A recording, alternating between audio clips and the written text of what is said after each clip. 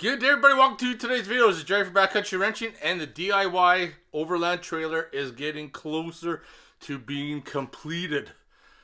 I think at this stage we're well over the hump. The hardest part of the job has been completed, and we just got a few more things left. And that's what today's video is about. We are going to be installing the Max Coupler on this little DIY Overland trailer. As you can see right there, I got your standard 2-inch ball receiver. For the most part, that would be absolutely fine, 100%. A lot of places I'm going, I'm not going to need the Max Coupler, but I want to add it on for those times that I will need it. So this is the Max Coupler right here. It comes in two parts. This piece right here, which goes into this receiver that we got to weld in, and this piece here will go on your hitch. So this articulates 360 degrees, and then this hitch, once it's installed, will also rotate 360 degrees. So this will have to be mounted on here. In order to make this project happen, I went down to Princess Auto. I picked up this Welding receiver tube. You got to read the disclaimer: capacity dependent on your welds. That's basically a polite saying, if your welds suck, don't be blaming us if it breaks. I also picked up an extra hitch pin, another receiver pin, and this is the drop hitch I also got from Princess Auto. 6,000 pound rated, which I'm not going to have to worry about. I haven't got a confirmed weight on this trailer, but before he said it was about 900 pounds with the things I added. Probably a couple hundred pounds, but we're going to make this happen today. I got the Yes TIG welder and the Yes plasma cutter. We're going to clean the dust off of, and we're going to get to work. The first thing I'm going to do is we take the angle grinder out, and luckily we just got a couple welds there. It looks like a couple welds there, and then these bolts, we should be able to get that out. You're not going to get too much B-roll here because I don't want to spend a lot of time filming the grinding and cutting because I've ruined so many cameras that way. But basically all I'm going to be doing is cutting that weld.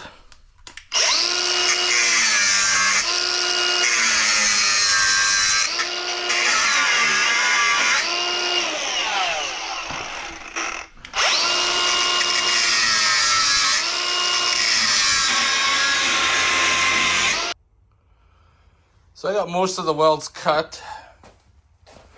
I might have to do a little bit more in there, but I'll see if Bertha right there can hammer down and get that out.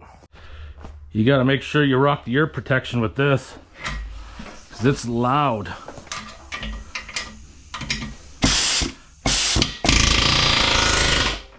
Oh yeah. Come on, baby. Yeah.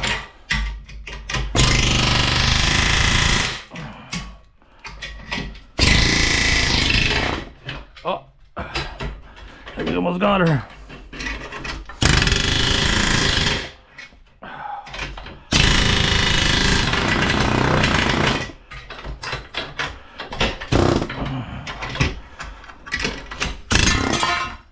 Oh yeah, done. Did not a bad job cutting it off. Didn't cut into the main frame too much. Not exactly squared off, but it was hidden because of the hitch. So now I need to get that on there, square it up, mark out where I need to be, and start cutting, welding it in. This is where it's getting interesting. It's kind of got her somewhat fit up. These beams,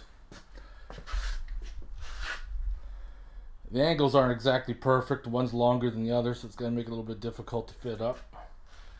Not a lot of meat in there, that's why I got to reinforce it afterwards. But you can see kind of what I'm up against. So I'm going to cut it. I'm going to cut the top. I'm going to cut the sides. I'm going to leave the bottom for that to sit on. And then once I get it tacked in place, then we can figure out what we're gonna do. Alright, I haven't used a plasma cutter in a long while. Let's see what we can conjure up.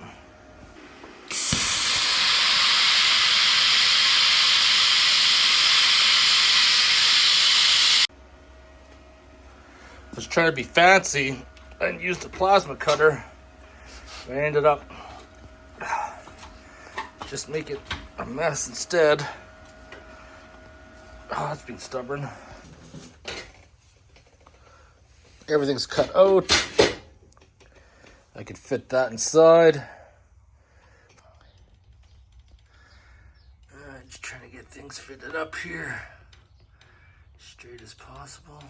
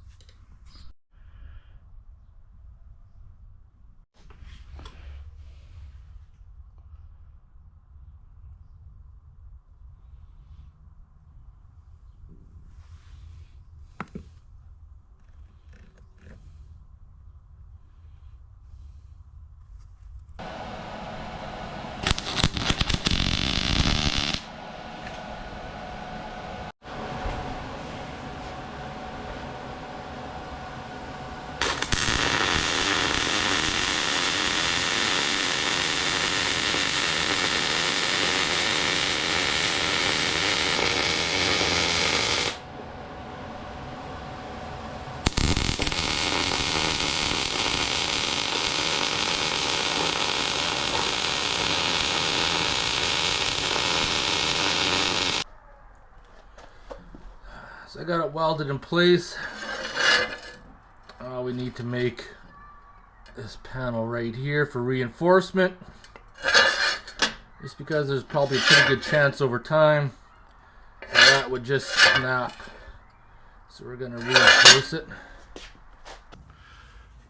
We're going to see what happens here because I got that warning light there. It says my parameters are up because I'm running a 2.4 millimeter tungsten. If I go down to 2, it'll work, but I don't have a 2. So I'm going to start off 5 amps and then slope up to 75. So I guess we're going to try that. Got it set for 4T, DC, not pulse.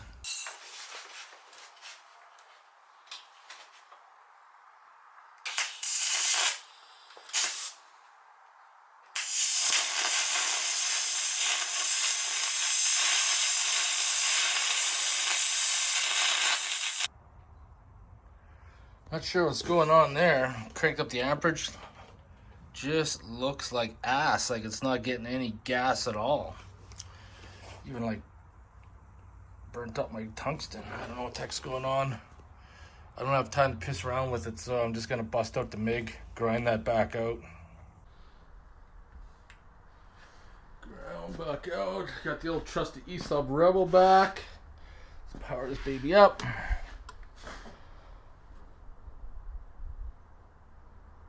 I've had this thing a few years now. It's treated me quite well. 30 wire. I'll go right there, 350.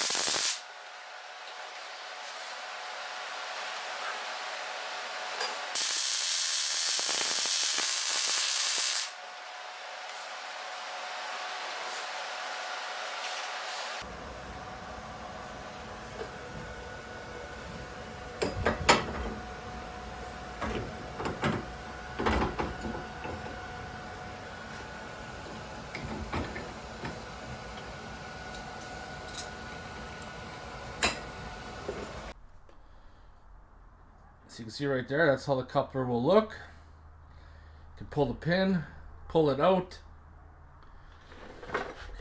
It's welded on the bottom. It's welded on the underside. And I welded all across in the back. And everything is looking good. All ready to give it a coat of paint. That is solid. It's not going to go anywhere. Considering this had hardly any welding at all, and it didn't have any issues.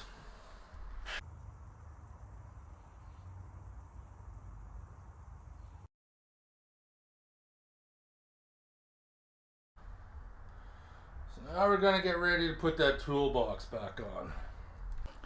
If you remember early in the series, when I took that toolbox off, it was held in place by self-tapping screws. And I said that's not a very good idea. And I'm going to show you what I'm going to do to make it a little bit more secure and a little less worry when I'm out on the road. So I got some angle iron right there that I picked up from Metal Supermarket. What I'm going to do is I'm going to cut some 3-inch tabs. So you can see where the holes are. So I'm going to weld a tab here, weld tab there. Same on the other side. Going to drill some 3/8 holes and we're going to fit it up. Going to be using the Evolution chop saw, which is the best saw when it comes to cutting metal. The abrasive saw I used to have, it's no good. No sparks with this. Cool to touch afterwards. It's been a lifesaver.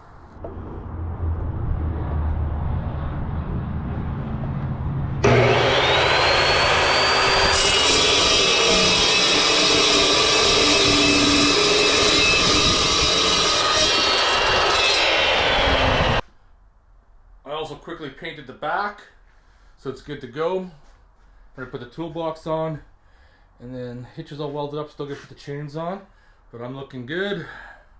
Getting closer.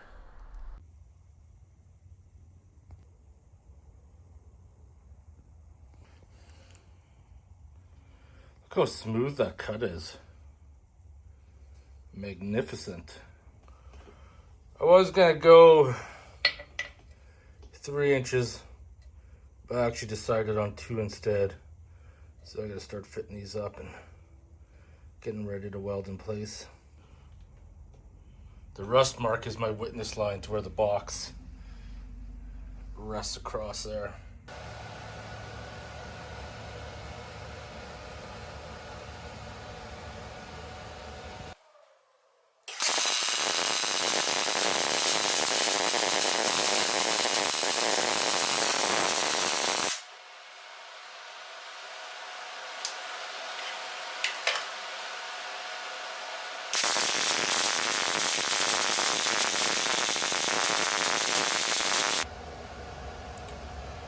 Those are welded into place.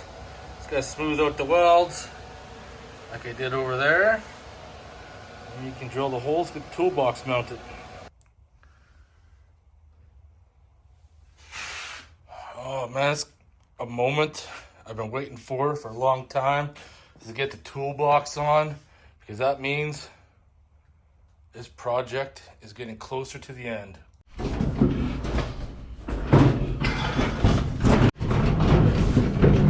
Forgot I parked this thing on wheels. Wheel it to my destination.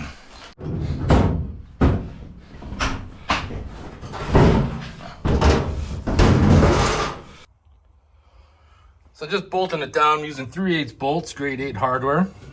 Instead of using like a fender washer or something, I got these from Bolt Supply House. Not exactly sure what they are,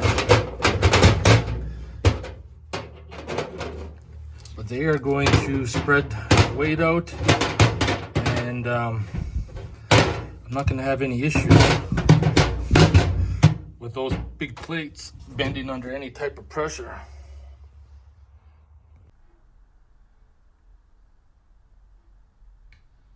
That's looking pretty good. Now it's time for the last part of the Max Coupler. I got the Power Fist Princess Auto 6-inch ball mount. This is a drop. This is the perfect size, because that's what I have with my other one, because both my Jeeps are lifted. and we got to put this through there and then bolt it down. And this is a 19 mil, and these kits I got from Princess Auto probably about a decade ago. I'm not sure if they still carry them, but back in the day they were super cheap, and they're gonna pull off this job today. Put the washer and the big nut so we can tighten her down. And the easiest way to do that is to try to hold that with a wrench and impact it down. It's not gonna go so well, so we're just gonna put it in the vise like that. That's got an eye lock on it, so you don't have to worry about it coming loose.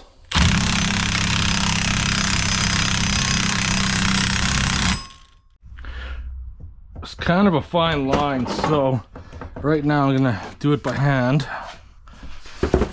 So I got it down snug because you got a jam nut underneath there, and if you take it down too much, you're gonna put tension on that jam nut. And so what I'm gonna do is I just wanna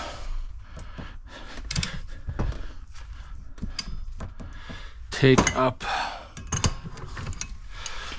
the slack.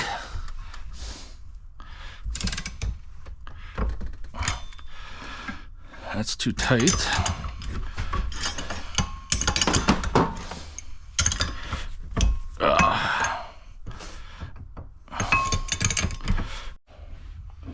There we have it. It's got a grease nipple. Everybody grease it up.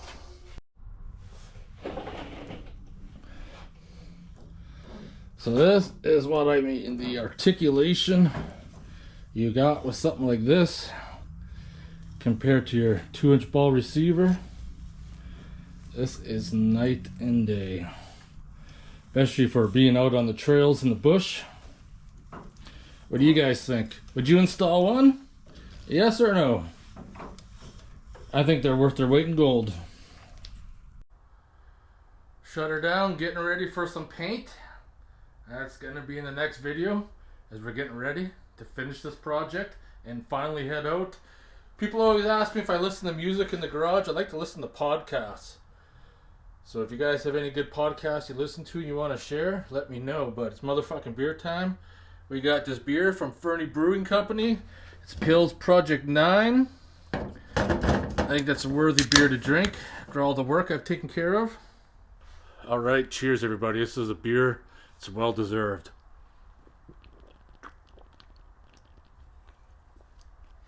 Oh, starting to get warm out. The weather's changing. Snow is melting. And I got a few more days yet to finish this trailer, but in a couple of weeks I'll be heading out camping. I can't wait. This is going to be a game changer, hopefully, going forward. Is the camera focused on me? I'm not sure. Anyways, this is going to be a game changer for me going forward. Going to be a lot of solo camping because my buddy Steve is up north working. Fedor moved away. And MJ obviously not going to be able to come out camping. So I need to do things by myself for a while. And then hopefully meet some other people who want to head out and do some exploring and some camping. So if you're local and you want to head out and explore, let me know. Anyways, I'm going to get going. I'm going to have another sip of this beer because, yeah, it's so good. I've been going hard